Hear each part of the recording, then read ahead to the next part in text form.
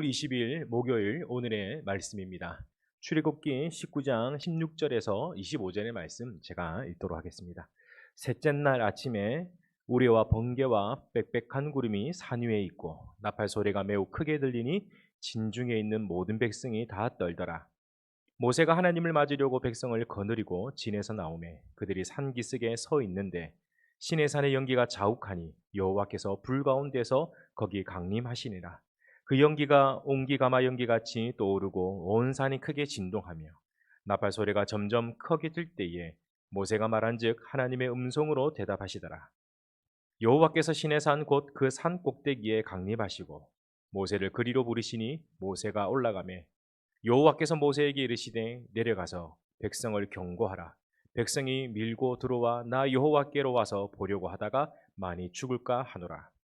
또 여호와에게 가까이 가는 제사장들에게 그 몸을 성결히 하게 하라. 나 여호와가 그들을 칠까 하노라. 모세가 여호와께 아뢰되 주께서 우리에게 명령하신 이르시기를 산 주위에 경계를 세워 산을 거룩하게 하라 하셨사온즉 백성이 시내산에 오르지 못하리이다. 여호와께서 그에게 이르시되 가라. 너는 내려가서 아론과 함께 올라오고 제사장들과 백성에게 경계를 넘어 나 여호와께로 올라오지 못하게 하라. 내가 그들을 칠까 하노라. 모세가 백성에게 내려가서 그들에게 알리니라. 아멘.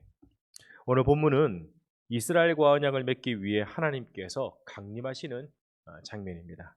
셋째 날 아침에 우레와 번개와 빽빽한 구름과 나팔 소리와 더불어 자욱한 연기 가운데 불러서 시내산 꼭대기에 강림하신 하나님은 모든 이스라엘 백성들이 들을 수 있도록 모세에게 말씀을 하신 것입니다. 이것을 보고 이스라엘 백성들이 두려워했고 떨었다고 본문에 나와 있습니다. 그러면 강림하실 때에 왜 백성들이 두렵고 떨었을까? 하나님의 영광과 거룩하심의 무게 때문에 그들은 떨 수밖에 없었다고 봅니다.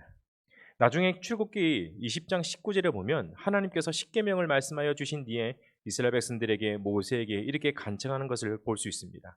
당신이 우리에게 말씀하소서 우리가 들으리이다. 하나님이 우리에게 말씀하지 말게 하소서 우리가 죽을까 하나이다. 그렇죠. 하나님의 영광의 무게가 얼마나 무겁고 두려웠느냐. 하나님이 직접 말씀하시지 말고 모세를 통해 하나님의 말씀을 전달해달라고 애원하는 내용이 말씀입니다. 사랑하는 성도 여러분, 하나님이 우리 가운데 임하시면 맨 처음 느끼는 것은 바로 두려움과 떨림일 것입니다. 이것을 또 다른 말로 하면 경회라는 것입니다.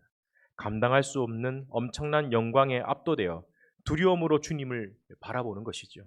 그리고 하나님은 모세에게 3일 동안 기다리면서 준비하라고 말씀하셨습니다. 자신을 스스로 성결케 하고 여인을 가까이 하지 말라고 말씀해 주신 것이죠. 이러한 이스라엘 모습은 오늘 우리가 세상 앞에 거룩한 성도로 살아가는 모습이 아닐까 생각합니다. 먼저는 자신을 성결케 하라는 것은 악한 일과 그 자리에 서 있지 말라라는 것입니다.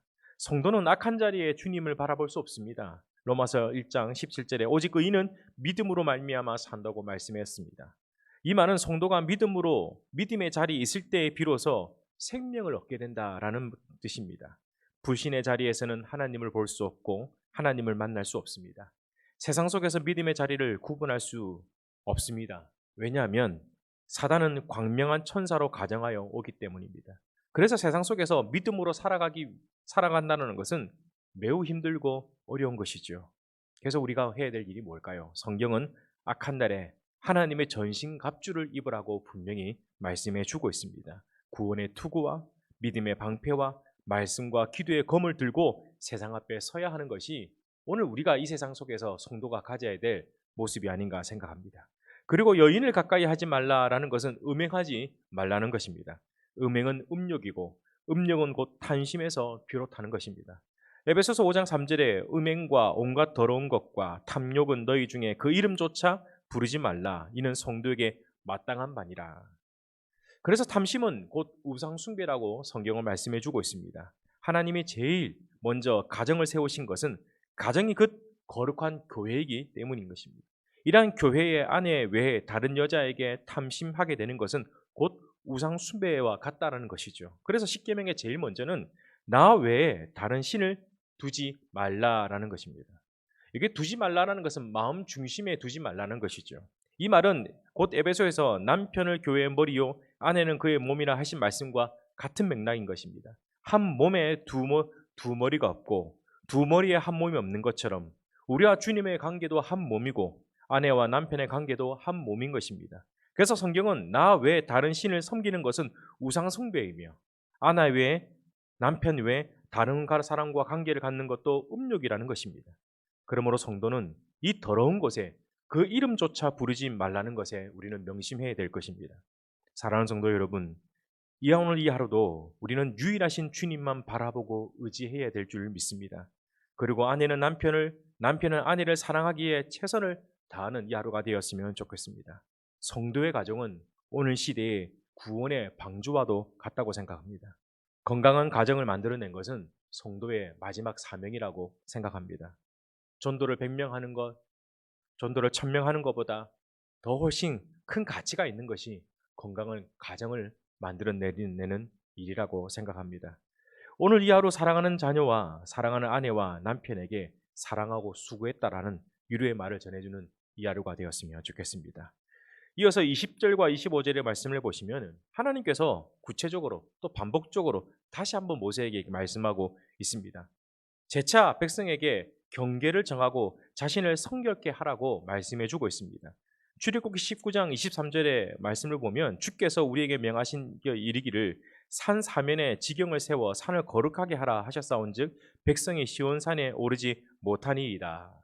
모세는 다시 경고하지 않아도 쉽게 넘어오지 못한다고 생각했습니다. 그러나 하나님은 아니라 다시 내려가서 아론을 제외하고 제사장이든지 백성이든지 산 지경을 넘어 올라오지 못하게 해라라고 다시 재차 경고의 말씀을 하신 것입니다. 왜 그랬을까요? 인간은 모세가 생각하듯 한 번 말해서 듣고 순종하는 단순한 존재가 아니기 때문입니다. 인간의 모든 기억은 선택적으로 한다라는 것입니다. 산을 보아도 어떤 사람은 그 산의 전체를 보는 사람이 있는가 하면 또 어떤 사람은 그 산 속에 새소리를 듣는 사람이 있고 또 어떤 사람은 그 산의 바람을 기억하는 사람이 있고 또 어떤 사람은 그 산의 나무를 보는 사람이 있다라는 것이죠. 그래서 사람은 다 보고 듣고 경험하여도 선택적으로 그것을 기억하고 저장해 둔다라는 것입니다. 이것은 인간의 재성에서 나타나는 현상과 같은 것입니다. 가령 창세기 3장에 하나님께서 동상 중앙에 선악을 알게 하는 나무를 먹으면 정령 죽을 것이라고 하나님께서 말씀해 주었습니다. 그러나 하와는 먹지도 말고 만지지도 말라고 자기 생각을 더하여 선택적으로 기억했던 것을 우리가 알 수가 있습니다. 그래서 중요한 것은 자기 이익에 부합되는 것이면 기억하고 자기 이익에 부합되지 않는 것은 기억하지 않는다라는 것이죠. 그 인간의 욕심인 것입니다. 분명 하나님은 모세를 통해 모세 외 나를 본 자는 죽을 것이라고 말씀을 하셨고 그래서 경계를 정하여 올라오지 말라고 명령했지만 그러나 인간은 죽더라도 하나님을 만나고 죽어야지 하는 그 욕심과 탐심에 올라오게 된다면 어떻게 될까요? 사실 조금 전에도 하나님의 임재 소립 때문에 죽을까 두려워했는데 지금은 죽더라도 하나님을 만나고 죽어야지라는 그 욕심이 움직이고 있다라는 것입니다. 하나님이 산에 오르지 말라라고 했는데 우리는 산에 올라가야 할 그 이유를 10가지 정도 그 이상을 만들어내서 올라가려고 하는 것이죠. 그래서 그들은 하나님을 만나지 못하지만 그 하나님의 형상을 만들어 숭배했던 것입니다. 이것이 인간의 더러운 탐욕의 모습인 것이지요. 결국 우리는 하나님의 은혜와 하나님의 열심에 오래 참으심이 아니면 답이 없는 인간의 더러운 제 모습이 아닐까 생각합니다. 하나님은 이러한 인간의 죄성을 아시고 다시 모세에게 경고한 것입니다. 사랑하는 성도 여러분, 은혜의 하나님을 너무 쉽게 생각하지 마시길 바랍니다. 그리고 우리의 죄성을 너무 쉽게 생각하지 마시길 바랍니다. 요즘 너무 쉽게 하나님을 친구처럼 막대하는 경향들이 있는 것 같습니다.